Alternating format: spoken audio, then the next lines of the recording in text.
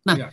saya akan coba jelaskan dari sudut pandang seperti ini. Kenapa saham-saham besar saat ini yang kayaknya kok perusahaannya nggak terlalu kenapa-napa, pendapatan masih ada, laba masih oke, tapi kenapa perusahaannya harga sahamnya turun terus?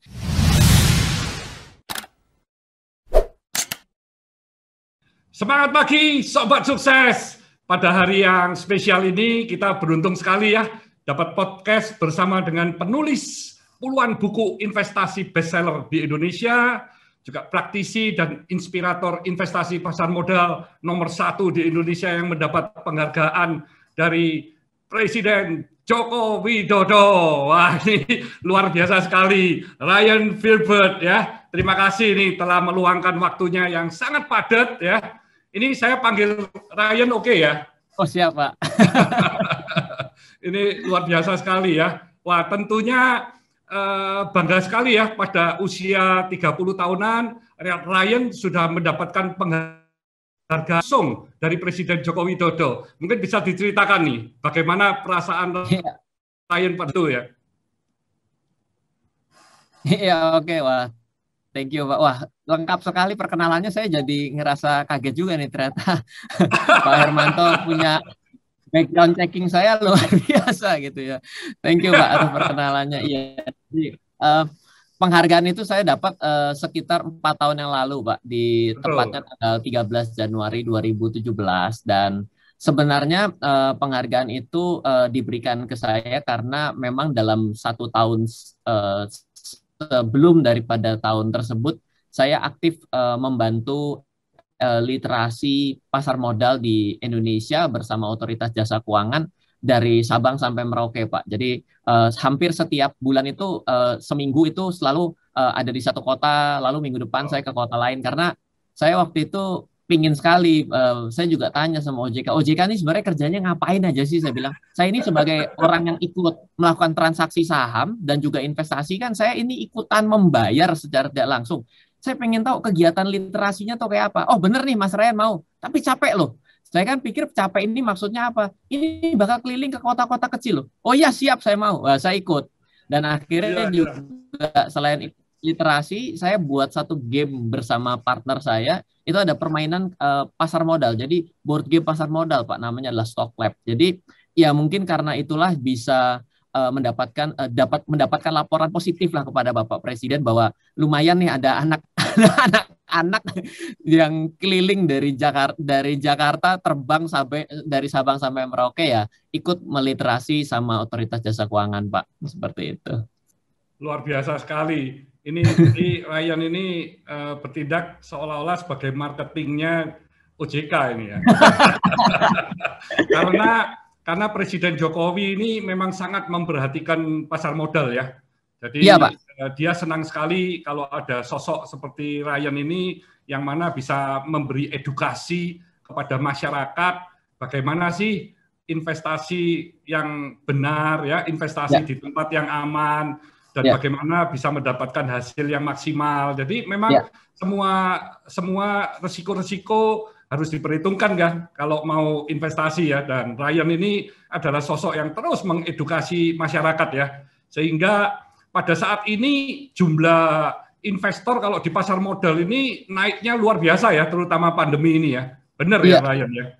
betul Pak. Ya karena mungkin pertama semua orang pada hari ini tiba-tiba ada di rumah dan dia berpikir bagaimana nih caranya di rumah untuk stay aktif dan juga stay untuk bisa berpikir masa depannya juga gitu ya.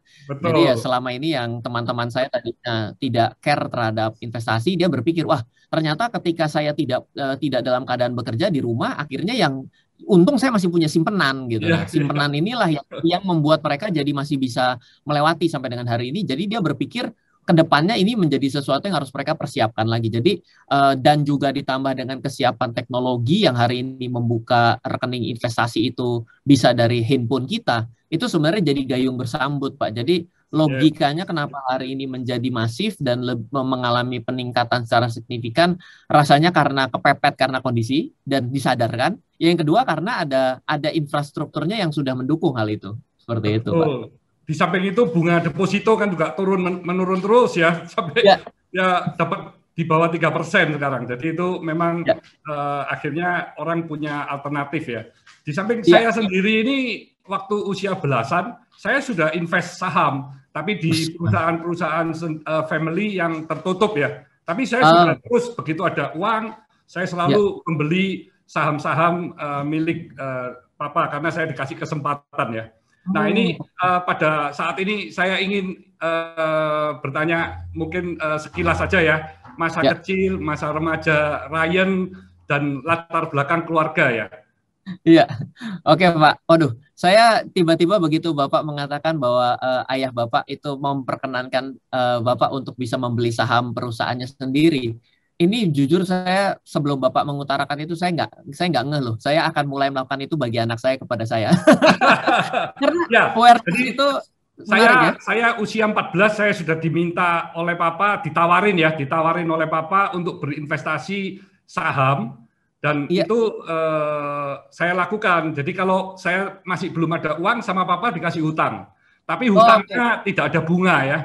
Tapi Papa menghitungnya berdasarkan harga emas. Jadi tidak dihitung bunga, tapi dihitung emas. Jadi, you sekarang utang ya, ini sekilo ya, you mesti nanti bayar ini. Oke, jadi nanti kalau ada keuntungan, dividen, nah itu diperhitungkan dengan emas. Nah nanti kalau sudah lunas, disuruh beli saham lagi. Nih ada saham lagi, mau nggak? Ya.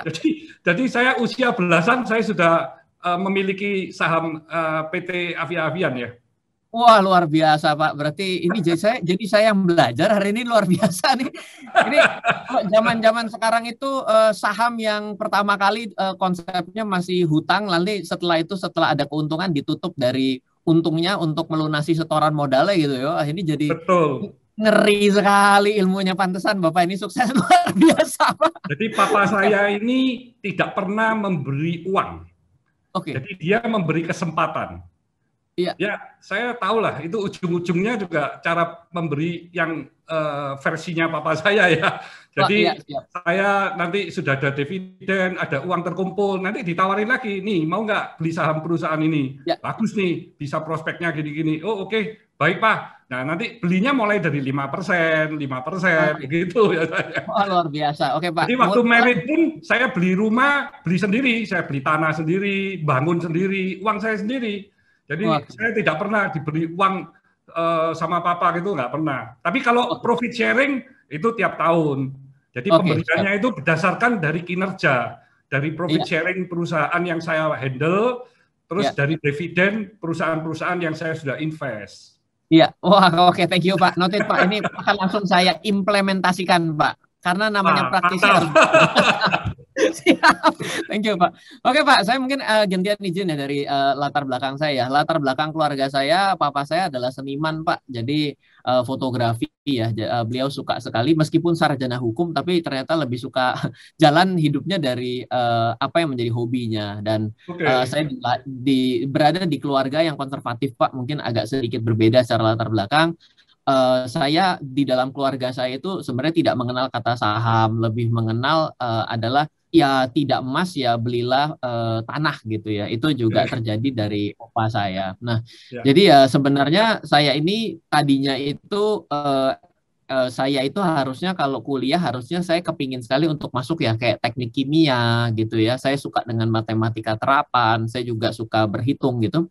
Tapi atas permintaan papa saya diminta untuk masuk sarjana seni rupa karena pada saat itu ya yang paling dekat dengan ilmu yang bisa dilanjutkan dari usaha papa saya ya salah satunya masuk melalui sarjana desain grafis gitu ya. Nah, akhirnya saya masuk sarjana seni rupa ya di usia 18 tahun itu ya saya tahu bahwa saya ini juara umum IPA, saya ini ikut olimpiadanya matematika tapi suruh ikutnya sarjana seni rupa ini kan bukannya belok, ini namanya banting setir gitu ya. Tapi ya saya menghormati atas permintaan papa saya tetap ambil sarjana seni rupa. Jadi memang di keluarga saya terkait dengan bisnis itu lebih dengan sudut pandang yang sangat konservatif sekali ya Pak ya. Dan karena bidangnya jasa juga terkait dengan pengetahuan investasi dan keuangan, memang papa saya pun membeli saham pertamanya itu adalah setelah saya dapat penghargaan dari Bapak Presiden.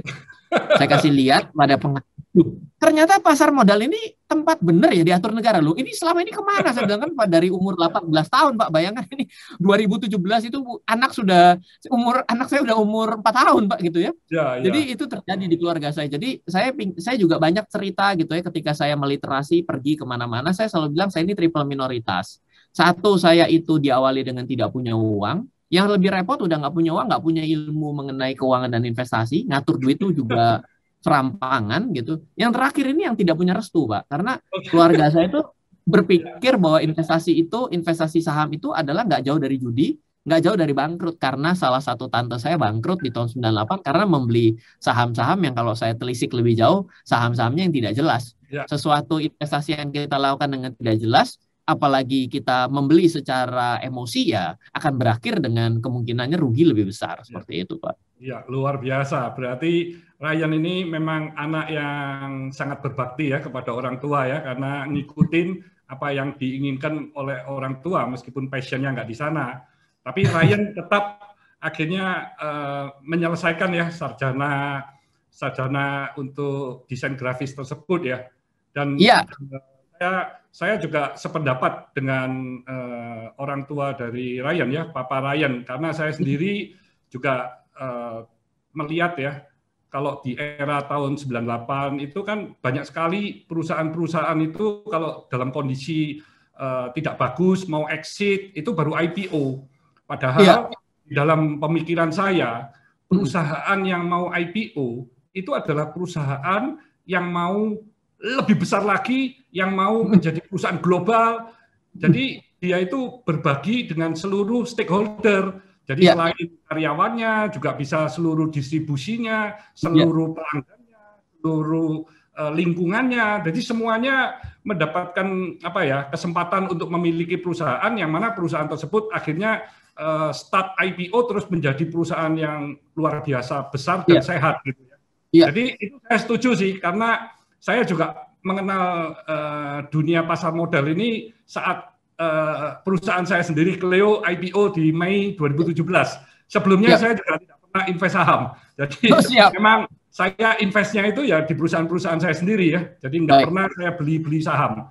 Nah, sejak mengenal Cleo di pasar modal, barulah saya melihat selain Cleo ini apa sih yang mirip-mirip Cleo, yang bagusnya seperti Cleo, yang growth-nya juga seperti Cleo. Jadi saya nyari gitu, tapi ya memang agak sulit ya ketemu perusahaan yang benar-benar bagi saya itu bagus ya. Ini pendapat saya nih, Ryan ya. Karena waktu saya tertarik dengan perusahaan yang sudah mapan, yang blue chip, saya lihat, loh, growth-nya kok cuma single digit, kok growth-nya sedikit sekali. Wah, saya punya investasi ini terlalu pelan gitu. Karena kalau saya investasi di bisnis saya sendiri, itu biasanya return on investment-nya itu kan 3 tahunan. Jadi saya nggak ada yang investnya panjang-panjang sampai 10 tahun, sampai bertahun-tahun, nggak ada ya. Nah, itu pengalaman saya sendiri itu, Ryan ya. Nah, dari Ryan sendiri waktu masih kecil ya, itu cita-citanya itu apa ya? Wah, ini. Remaja gitu. Ada nggak cita-cita menjadi ini pakar pasar modal ya? Kalau dari kecil ya, karena kita di lingkungannya adalah lingkungan fotografi, saya melihat ya tentunya kita akan meniru orang yang terdekat ya. Saya melihat bahwa kayaknya papa saya punya kegiatan yang bagus. Ya, pasti mungkin biasa kan seperti itu. Ketika saya SMP sih jujur saya semakin tidak jelas saya mau ngapain. Nah, begitu. Karena SMP itu, saya SD SMP itu nilainya jelek, Pak. Jadi jujur kalau nilainya jelek itu kan banyakan main gitu ya. Saya hobi sekali olahraga gitu ya. Ya, jadi makin ya kan selalu ada suatu stigma seperti itu ya, bahwa kalau anak-anak yang bad boy ya, nakal lah ya gitu ya. Itu biasanya kan selalu dapat predikat-predikat yang tidak oke. Lalu begitu SMA saya mulai mencoba untuk mengubah diri, dan sebenarnya ketika SMA itu saya ada satu passion yang saya tiba-tiba rasa ini kayaknya kok saya gitu. Saya itu suka untuk ngajar. Saya sukanya tuh ngajar. Saya itu memang sepertinya punya, nggak tahu ya, itu mungkin saya pede atau saya GR gitu. Saya ngerasa bahwa saya itu mampu untuk menjelaskan sesuatu dengan cara yang lebih sederhana daripada yang dia jelaskan. Nah, sebenarnya jadi saya ini darahnya, jadi saya merasa DNA saya adalah DNA guru, Pak. Ya, Ya itulah saya lanjutkan. Makanya ketika saya usia 18, saya mulai belajar investasi sendiri. Saya merasa begitu sulitnya untuk bisa mengenal dunia keuangan buat orang-orang dengan latar belakang nol putul kayak saya. Itu susah sekali, dan kalau mau belajar mahalnya luar biasa pada saat itu. Saya harus pergi ke luar negeri. Di Indonesia itu yang kita maksud adalah saham yang diajarin forex, ya kan? Yang kita maksud saham yang diajarin adalah options US market. Terus saya bilang ini maksudnya bukan ini gitu ya. Nah, jadi saya ketika krisis tahun 2008, karena saya dari 2004 ke 2008 itu trader, Pak. Saya trader aktif gitu ya. Saya daily trade. Saya jadi ngerasa bahwa saya perlu pendapatan aktif dari tempat yang sektor real, Pak. Mulai dari 2008 saya mulai kembali meniti bisnis sendiri. Itu ya tentunya diawali dari dunia pendidikan, Pak. Karena saya suka ngajar, dan saya dulu punya murid itu untuk pelajaran ya di sekolah ya. Itu saya satu hari itu saya ngajar hampir 250 murid dengan 8 angkatan itu berbeda. Jadi saya punya bimbingan belajar 8 angkatan yang berbeda, saya ngajar satu hari itu 8 jam. Jadi sampai hari ini pun sebenarnya kalau saya suruh ngajar, kadang-kadang keponakan saya SMA 1 pun nanya saya, karena buat saya pelajaran matematik dan teman-temannya itu adalah pelajaran yang mudah dan menyenangkan gitu. Jadi mirip-mirip kayak Prof Yohanes Surya lah, karena kan kebetulan saya juga pernah ngajar di bawah profesor ya. Jadi ya Profesor Yohanes Surya. Jadi ya saya banyak belajar dari beliau, dan memang saya suka ngajar, Pak. Mensimplifikasi sesuatu tuh kenikmatan buat saya. Wah, luar biasa ini ya. Jadi Ryan ini waktu remaja sudah terlihat very kreatif ya. Jadi bukan kutu buku yang suka menghafal ya. Sehingga memang jadinya sosok Ryan yang hebat luar biasa. Dan you begitu mengenal investasi di tahun 2004 itu ya, kalau usia 18 itu ya. Ya. Itu kalau sosmed kan masih belum seperti saat ini ya. Makanya nih Sobat Sukses, you beruntung sekali nih ada sosok seperti Ryan Filbert ya, ada yang lain-lain juga yang you bisa belajar, bisa masuk ke YouTube, Instagram atau apapun itu dengan free itu, gratis. Kalau you rajin mendengarkan ya, kalau yang bagus-bagus didengarkan 2-3 kali sehingga akhirnya you mendapatkan pengalaman dan action. You masih bisa tanya-tanya juga dengan sosok-sosok Ryan atau yang lain ya. Jadi memang dengan adanya sosial media ini banyak sekali hal-hal yang bisa kita pelajari. Termasuk saya juga terus belajar nih dari YouTube, dari para milenial yang hebat-hebat ini. Jadi Ryan sendiri pertama kali waktu investasi itu langsung investnya saham dulu ya. Nah itu untung atau rugi ya? Iya, saya waktu pertama kali itu sebenarnya karena tidak bisa membedakan, Pak. Itu dalam hari yang sama saya pergi ke Sudirman. Saya membuka 2 rekening, Pak. Jadi satu langsung reksadana di bank, karena pada saat itu reksadana itu bingung, dan akhirnya ada satu bank yang membuat pasar reksadana. Jadi pada masa itu menjadi pasar reksadana terbesar yang online bisa dibeli. Saya buka di situ, dan suffering sekali karena minimum opening account, investment account-nya itu buat anak 18 tahun 45 juta itu bukan uang kecil gitu ya. Umurnya 18 tahun 2004, 45 juta lumayan ngep-ngepan juga gitu. Dan modal sendiri gitu. Nah, habis itu saya melipir, saya belok, saya ke Jakarta Pusat, di Roximas saya buka rekening saham. Jadi pada hari pertama itu saya membuka dua-duanya karena saya sudah niat sekali, dan rekening saham pada hari itu 20 juta, Pak, untuk buka rekening. Jadi pada hari itu saya mesti siapkan uang 45 plus 20, dan di hari pertama pun saya tetap nggak tahu sebenarnya saham apa yang harus saya beli. Luar biasa. Jadi itu pengalaman yang susah dilupain itu ya. Nah, itu modal awalnya untuk investasi Ryan dapat dari mana kalau orang tua tidak dikasih ya? Iya, pertanyaannya menarik, Pak. Jadi karena saya salah jurusan, saya tuh kuliah di Trisakti, Pak. Trisakti itu kan ada di daerah Grogol di Jakarta Barat. Di belakangnya itu adalah Roximas, Pak, tempat penjualan handphone terbesar se-Asia Tenggara pada saat itu. Nah, sebenarnya zaman dulu itu saya sudah menjalankan praktek dagang hari ini, Pak, yang namanya adalah fotoin barang orang dan dijual di online. Dulu ada Kaskus, ada forum ponsel. Dulu saya jualan itu. Jadi saya karena salah jurusan lebih banyak di Roximas, dan di sana saya lihat loh, harga baterai kok lebih murah di sini daripada di counter ya. Kalau dulu kan kayak gitu trennya ya. Kalau hari ini kan di mall harga bisa lebih murah loh gitu ya. Nah, saya lihat jauh sekali gapnya. Saya ingat sekali baterai itu harganya original itu di 280.000, di Roximas itu hanya 120. Ini kan berarti spreadnya jauh. Nah, Ya. itu saya pasarkan di online dengan cara saya fotoin semua barang yang ada di Roximas, saya masukkan ke online. Jadi Wah, saya itu setiap hari itu adalah nerima SMS pesanan, lalu saya pergi ke Roxy, saya beli, saya kirim Pak ke pengiriman. Nah, lumayan pada saat itu marginnya itu kalau saya setiap bulan ya dari dulu itu saya dapat untung bersih itu 20-30 juta. wah, Jadi pada saat itu saya ngerasa bahwa saya bisa dapat, ya udah saya mulai berpikir saya mesti ngapain nih dengan uang yang saya terima. Pada saat itu kan 18 tahun kan beda ya Pak ya. Ya ya, ya. 20-30 juta hari ini pun rasanya masih jadi at least supervisor manager ke atas Pak untuk bisa Wah, achieve di betul. sana gitu. Jadi Ya, saya ya. ngerasa itu saya cobalah untuk saya apain uang ini yang saya terima pada Oke. saat itu. Wah, hebat ini ya. Jadi Ryan di usia 18 ini sesungguhnya sudah menjadi entrepreneur ya, karena sekolah sambil bagaimana bisa mencari uang ya, dan itu dikumpulin, habis itu baru investasi di pasar modal dan juga di obligasi ya, luar biasa ini. Iya, iya, Dan, iya. dan menurut saya Ryan ini tidak salah jurusan ya, jadi memang sekolah di sarjana untuk seni rupa itu pun selain menyenangkan orang tua, tapi kreativitas dari Ryan ini kan juga terbentuk ya. Dan setelah Ryan mengalami perjalanan itu, selesai lulus kuliah pun, Ryan sudah tahu loh passionnya apa itu.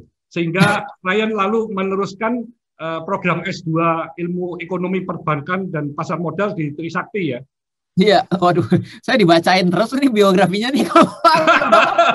Ini kan perjalanan hidup dari Ryan ini kan memang saya ikutin ya. Wah, ini anak muda yang hebat ini. Dari Ryan sendiri ini kenapa ya terbersit terpikir juga untuk menulis buku ya, hingga saya tahu kan bukunya ada puluhan ya, dan semuanya mengenai investasi dan menjadi bestseller.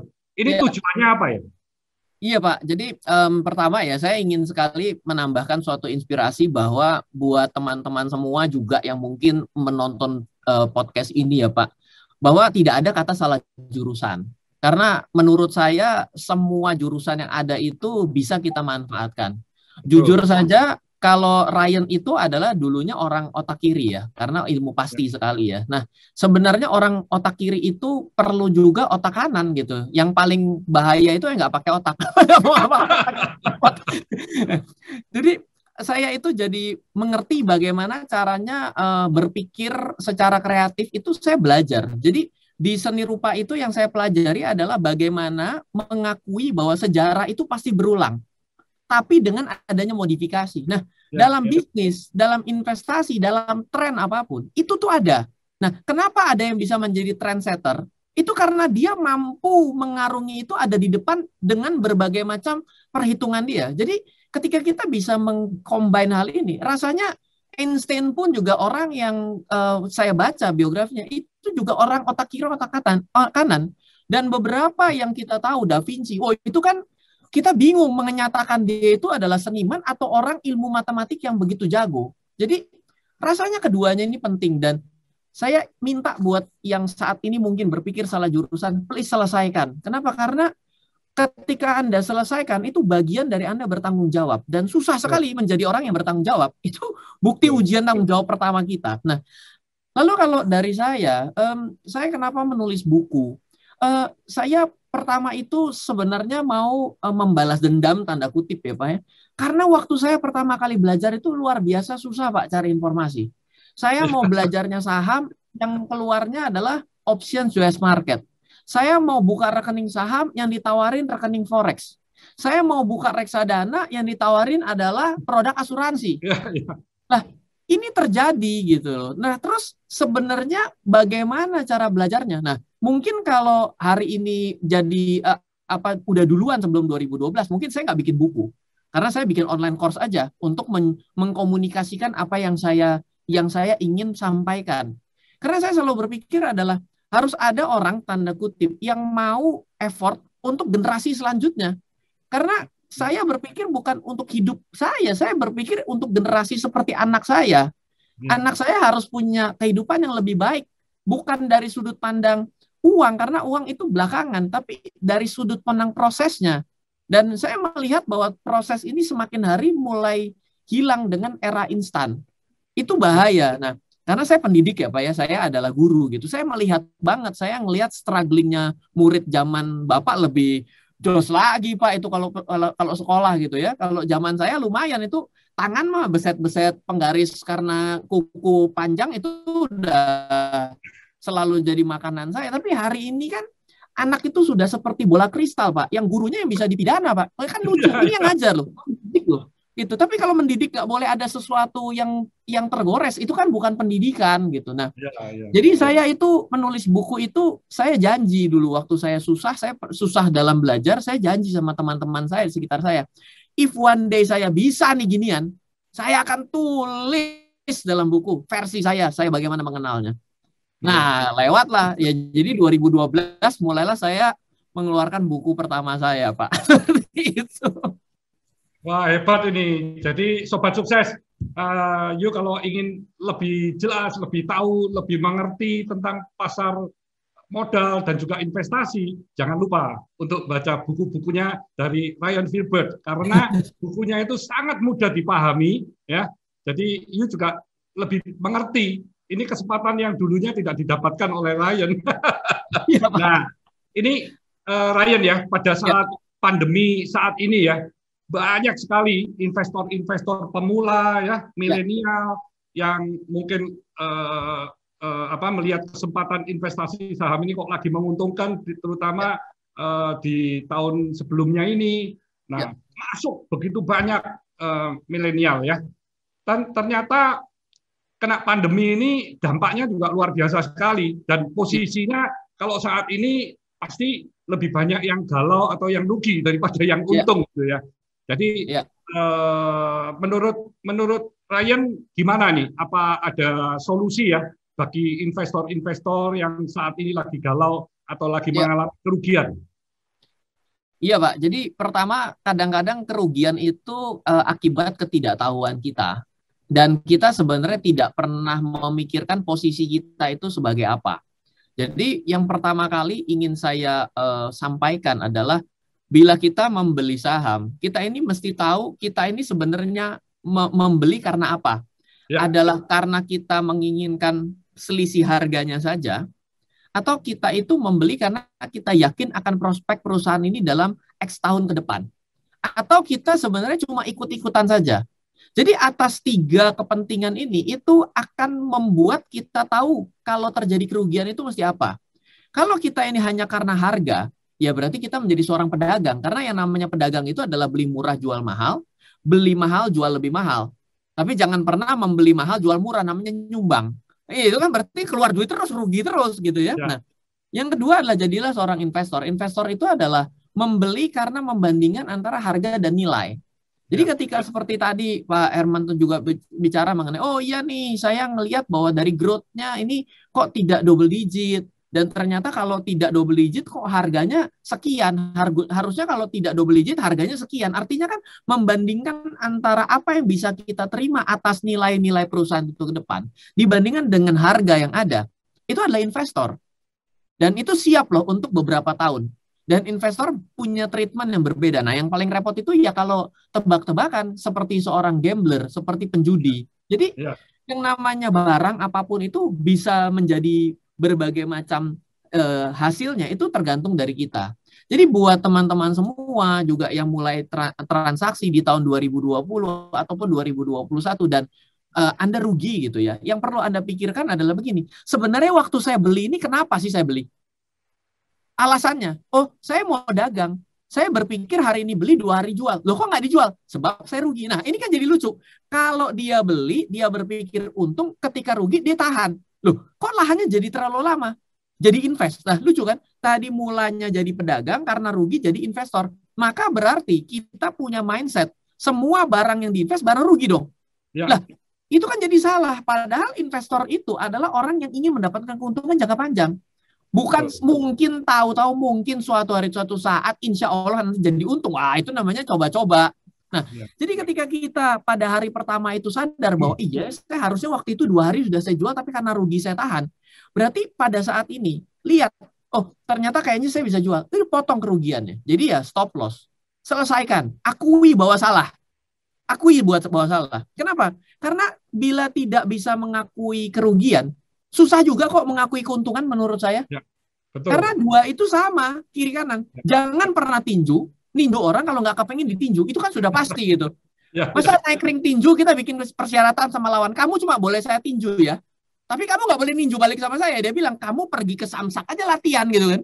Jadi nggak cocok gitu. Nah, yang kedua kita menjadi investor. Oke, Ryan, saya ingin menjadi investor. Oh, bagus.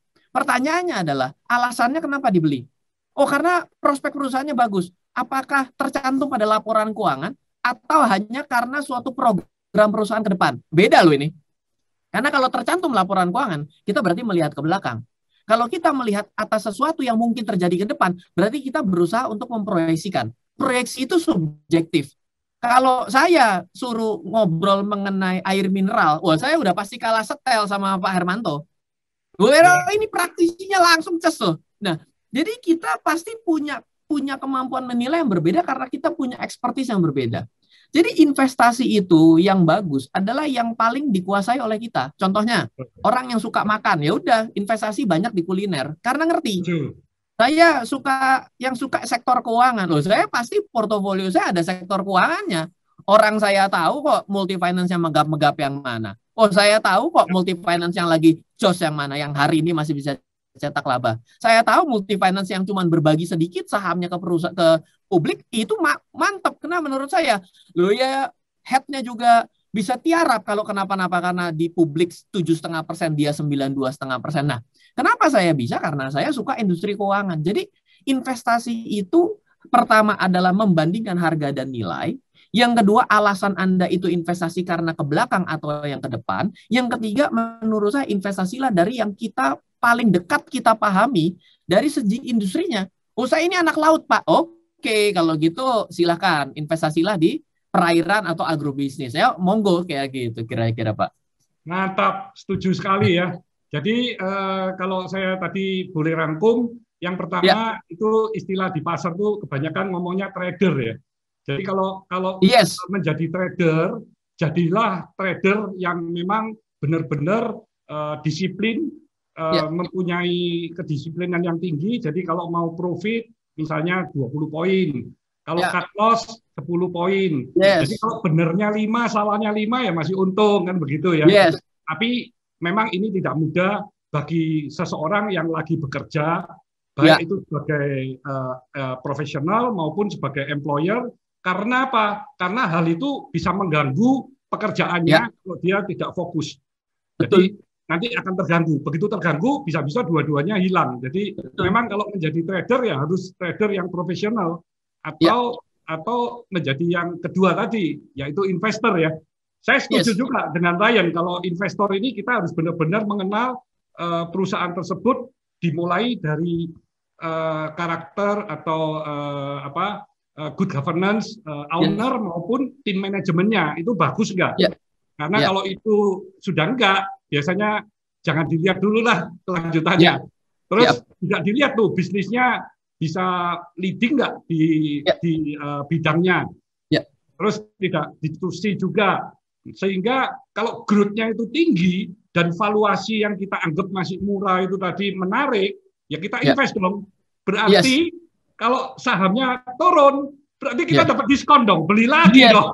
Jadi kita kan setiap bulan nabung nih. Begitu ada uang yang bisa ditabung, ya dibelikan lagi. Kalau yang tipe investor itu lebih gampang. Itu bagi profesional maupun bagi employer, karena tidak mengganggu dia punya pekerjaan. Nah, kalau yang ketiga tadi spekulan ya atau gambling ya, nah, itu susah itu. Itu susah karena pasti ikut-ikutan itu. Ikutan temen yang cuan dia masuk, dia ketiban durian. Tapi masuk ke sana juga nggak ketemu. Jadi ya menurut saya pilihannya di trader maupun investor itu tadi, tapi harus benar-benar secara profesional dijalankan ya. Iya Pak. Karena saya juga sedikit tambahkan ya, kalau Ya, orang-orang yang judi di saham, menurut saya dia judi di tempat yang salah, Pak. Waktunya ya, kelamaan. ya, Lebih baik pergi ke kasino, ambil roulette, itu kan kurang dari 1 menit sudah keluar hasil, Pak.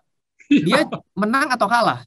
Daripada nungguin saham 3 hari, hasilnya juga belum tentu lagi 100%. Kalau kita judi kasino kan menang satu atau kalah satu toh. ya, Atau kalau menang 18, kalahnya ya uang yang kita taruh ya silakan, itu kan tinggal bermain dengan probability ya. Kita kan bermain dengan angka probability. Kalau misalnya kita pegangnya yang ganjil genap, otomatis kan hampir 50%. Tapi iya, ya lebih baik pergi ke sana. Jadi Anda memang sudah ada tempatnya daripada Anda, tanda kutip menurut saya, Anda jadi kelamaan berjudi di sini, terlalu lama hasilnya menurut saya. iya.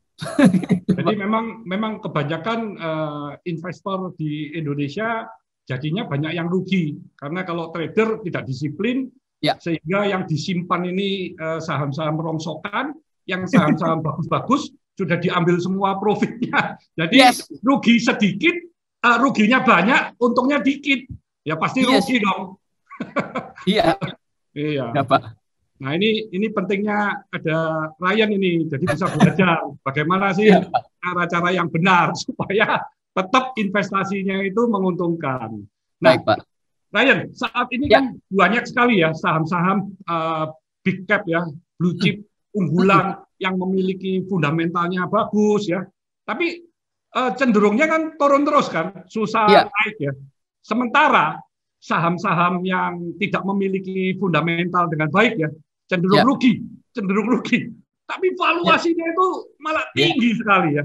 Nah ini Ya. gimana ini? Menurut Ryan gimana Ya. pasar yang sekarang ini ya? Jadi menurut saya, jadi ketika saya akan menjawab dengan dua sudut pandang. Yang pertama, kita harus tahu bahwa harga saham yang hari ini ada, dia bisa naik dan turun. Itu ya tergantung daripada demand and supply.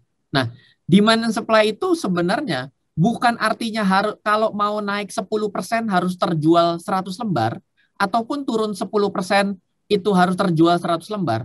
Tapi terjual satu lot saja itu pun sudah bisa menggerakkan harga. Jadi tergantung daripada jumlah permintaan dan penawarannya. Nah, untuk perusahaan kenapa disebut big cap, untuk membuat dia naik dan turun, itu biasanya membutuhkan suatu permintaan dan penawaran yang sangat besar sekali.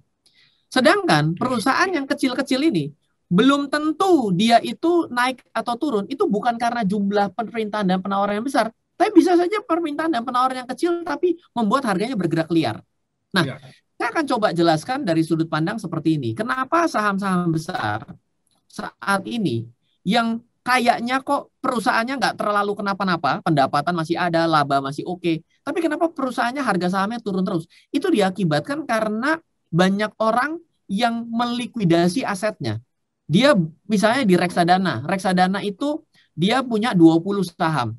Jadi ketika reksadana itu punya 20 saham dan semua investornya mulai tarik, pada akhirnya reksadana terpaksa menjual sahamnya. Nah, si manajer investasi juga akan berpikir, kalau saya jual saham saya yang kecil-kecil, itu saya jual sedikit, harganya sudah ambrol banyak, juga merugikan saya. Saya kalau punya saham yang besar, saya jual rada banyak, itu harganya tidak terlalu turun. Jadi pada akhirnya ya yang dijual adalah saham-saham berkapitalisasi besar. Makanya kalau saham-saham besar itu pada saat ini akan cenderung mengalami penurunan. Karena ya dampak dari pandemi ini membuat investor-investor itu juga pada akhirnya ikutan melikuidasi asetnya demi untuk dia pakai atau dia merebalancing portofolionya. Kan kita tidak tahu strategi mereka masing-masing. Nah, jadi kalau kita perhatikan adalah satu di sudut pandang itu. Yang kedua, banyak orang pemain baru tanda kutip yang masuk itu yang cenderung mencari sudut pandangnya begini. Iya, kalau harga saham yang murah itu berarti adalah yang saya masih bisa beli. Yang mahal saya tidak bisa beli. Akhirnya dia pada berbondong-bondong pergi ke saham yang murah dan di sekalian diberikan suatu sentimen dan prospek masa depan membuat kita tuh tiba-tiba rasanya kok euforia saham-saham ini bagus tanpa kita mempedulikan mengenai kenyataan atas laporan keuangannya. Ya, kembali lagi kalau memang kita ini adalah trader yang based on trend, ya go ahead. Ada aja kok pebisnis kopi dadakan yang tiba-tiba teman saya nggak ngerti kopi, minum kopi seumur hidup nggak pernah, kopi menjamur, tiba-tiba ikut buka kedai kopi. Ya, silakan. Ada yang begitu dan untung yes, tapi hati-hati. Tapi ada juga emang orang yang menghitung dengan baik bahwa pada akhirnya kita ini mau melihat apa? Laporan keuangan adalah yang kita pegang atau kita mau melihat prospek. Karena memang ada saja perusahaan-perusahaan yang hari ini dipikirkan tiba-tiba 10 tahun kemudian dia tiba-tiba menjadi sesuatu, itu ada, tapi one in a million. Ya harus hati-hati, jangan Anda menjadi yang 99% ini dari one in a million, ya berarti bablas-bablasan duitnya yang 1% ini ya tetap saja bagi orang-orang tertentu ya. Itu yang perlu kita sikapi hati-hati, karena pada akhirnya investasi saham itu semua keuntungan dan kerugian itu ya Anda memang harus pegang sendiri, tidak ada lagi yang bisa mempertanggungjawabkan atas keuntungan dan kerugian Anda. Seperti itu, Pak. Di Indonesia masih belum juga, tapi digunakan juga di industri forex. Nanti akhirnya orang jadi bingung karena banyak orang yang sebenarnya tidak bisa membedakan apa itu trading forex dan trading saham.